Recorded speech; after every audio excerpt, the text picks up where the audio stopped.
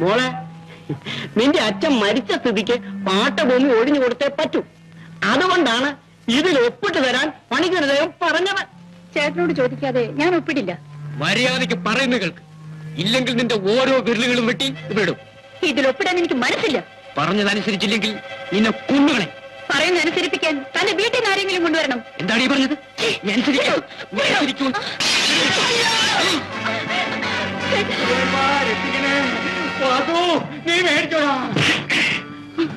പാട്ടഭൂമി നീ ഒഴിപ്പിക്കുമല്ലടാ?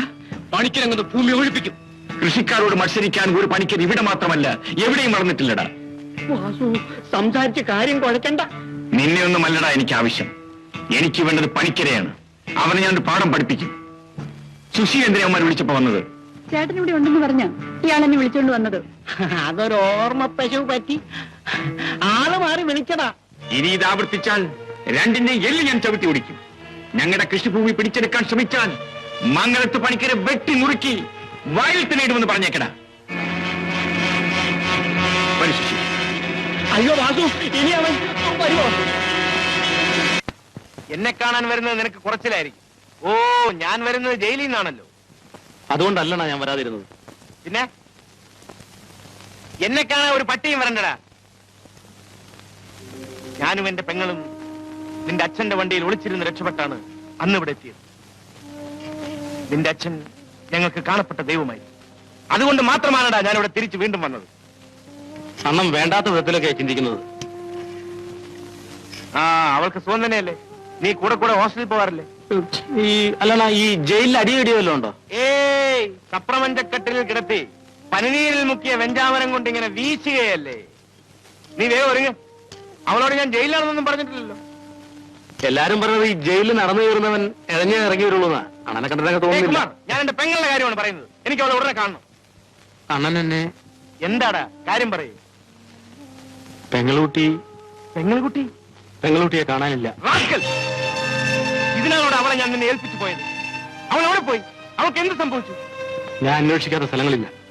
ആർക്കൊരു വിവരമില്ല. കൊച്ചുനാളിൽ രക്ഷപ്പെടാൻ വേണ്ടി ഓടിപ്പോയപ്പോഴും കടത്തിണ്ണുകളിൽ കിടന്നുറങ്ങിയപ്പോഴും അവളെ എനിക്ക് നഷ്ടപ്പെട്ടില്ല. ഇപ്പോൾ അവളെ നിന്നെ ഞാൻ ഏൽപ്പിച്ചത് തെറ്റായിപ്പോയി. എനിക്ക് ഈ ലോകത്തുള്ള ഒരേ ഒരു ബന്ധു അവളായിരുന്നു. അവൾക്ക് ഞാൻ. അണ്ണാ, അതെന്റെ തെറ്റല്ല. എല്ലാ ദിവസവും ഞാൻ അവിടെ പോകാറുണ്ടായിരുന്നു. ഈ ലോകത്ത് അവൾ എവിടെയുണ്ടെങ്കിലും ഞാൻ കണ്ടുപിടിക്കും. അവൾക്ക് എന്തെങ്കിലും സംഭവിച്ചാൽ അതിന് കാരണക്കാരൻ ആരായാലും അവനെ ഞാൻ അരിഞ്ഞ് തെരുവിലെറിയും. തീർച്ച.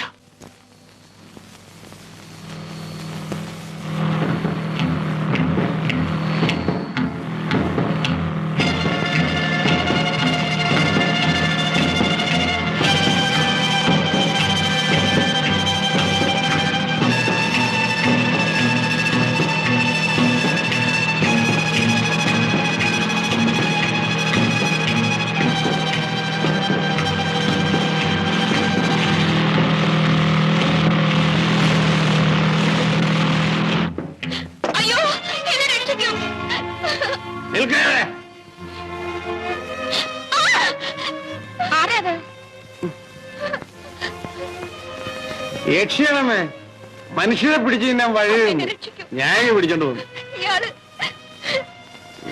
ഓഹോ, അപ്പോ നീ ഇതും തുടങ്ങിയോ?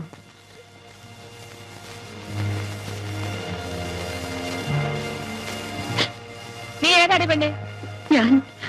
ഞാൻ ഇവിടെയുള്ളതല്ല. ഭയന്നോടി കയറിയത് ഇവിടെ ആയിപ്പോയി. എനിക്കിവിടെ എങ്ങും പരിചയമില്ല. ഈ രാത്രി എന്നെ പറഞ്ഞേക്കല്ലേ. അതിരാവിലെ ഞാൻ പോയിക്കോളാം. ശരി, വാ.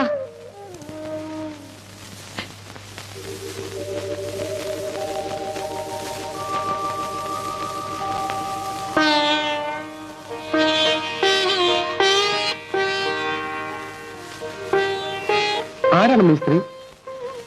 യക്ഷിയാണെന്നൊക്കെ നീയല്ലേ പറഞ്ഞത്? ഞാനോ? ആ, അതിന് നിനക്ക് ബോധമുണ്ടായിരുന്നെങ്കിലല്ലേ.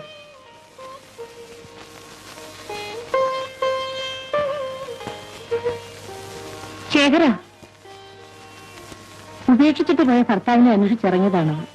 കണ്ടില്ല. തിരിച്ചു ചെല്ലേണ്ടത് ഇഷ്ടമില്ലാത്ത ഒരിടത്തേക്കാണ്. ഇവിടെ ഇങ്ങോട്ടേന്ന് ചോദിക്കുന്നു. നിന്റെ അഭിപ്രായം? അമ്മയുടെ ഇഷ്ടം പോലെ.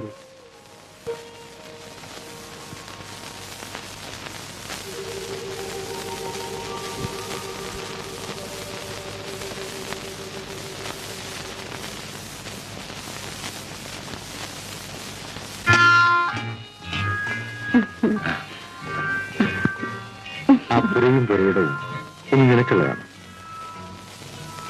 നീ എന്ത് ചോദിച്ചാലും ഞാൻ തരും.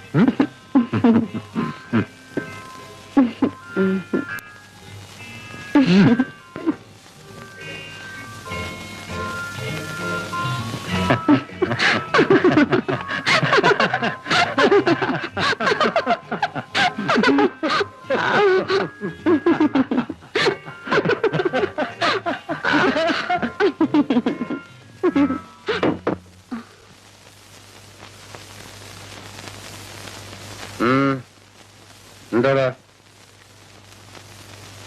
നിന്റെ മംഗലത്ത് ശേഖരൻ കുഞ്ഞിനെ തിരക്കി ഒരു പെണ്ണ് കൈക്കുഞ്ഞുമായി അവിടെ വന്നിരിക്കുന്നു.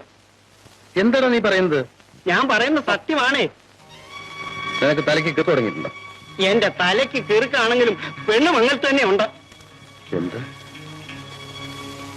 അവളവിടെ സ്ഥിരതാമസമാക്കിയിരിക്കുന്നെന്നാ നാട്ടുകാർ പറയുന്നത്. അത്രയ്ക്ക് അഹങ്കാരമോ അവൾക്ക്?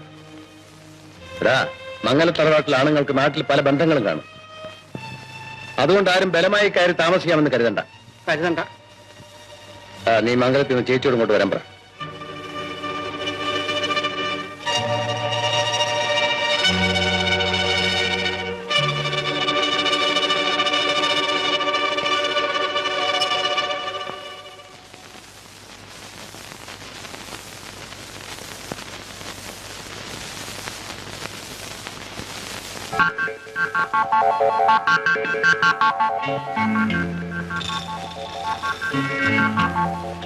അച്ഛൻ എവിടെ? അങ്ങൊന്ന് മുറിയിലുണ്ട്.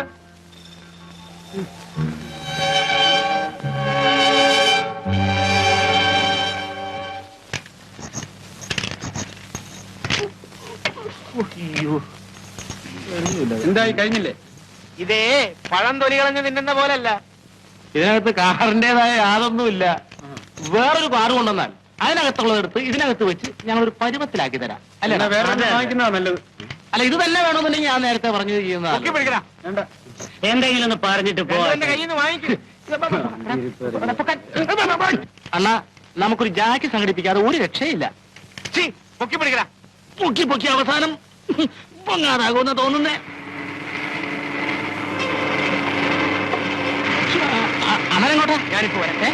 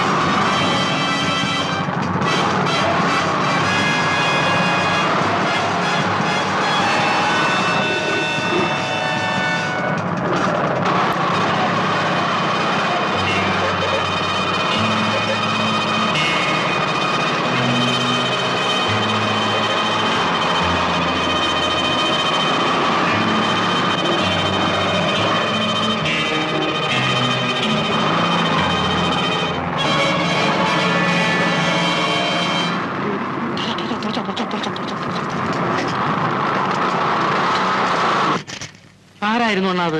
ആ റാസ്കൽസ് തന്നെ. അവരായിരുന്നു എന്നെ ജയിലിൽ അയച്ചത്. അന്ന് ആ സ്ത്രീയെ കൊല ചെയ്യുന്നത് കണ്ടുകൊണ്ട് ഞാൻ ചെന്നപ്പോൾ ഓടി രക്ഷപ്പെട്ടത് ഇവരായിരുന്നു. ഏതോ ഒരു കുറിപ്പിന് വേണ്ടിയാണത്രേ അവരിതൊക്കെ ചെയ്യുന്നത്. അപ്പൊ അവന്മാർ അണ്ണനെ തിരക്കി നടക്കായിരിക്കും. ആ അവന്മാർ എന്തെങ്കിലും എന്റെ കൈ വന്ന് വീഴും. അപ്പോ നമുക്കൊരു വിദ്യ ചെയ്യാം. നമ്മുടെ ഷെഡിന്റെ മുമ്പിൽ അണ്ണന്റെ ഒരു ഫോട്ടോ വലുതാക്കി ഫ്ലെയിം ചെയ്ത് വെച്ചാൽ എന്താ? എങ്ങനെയുണ്ട് ഐഡിയ? കേട്ടവൻ എന്നാ വേറെ idea. എനിക്ക് കേൾക്കണ്ട, നീ ഒന്ന് പൊക്കി പിടിക്ക്. പൊക്കി പൊക്കി അവസാനം ഞാനൊരു ജാക്കി ആവുമോ ദൈവമേ? പൊക്കടാ.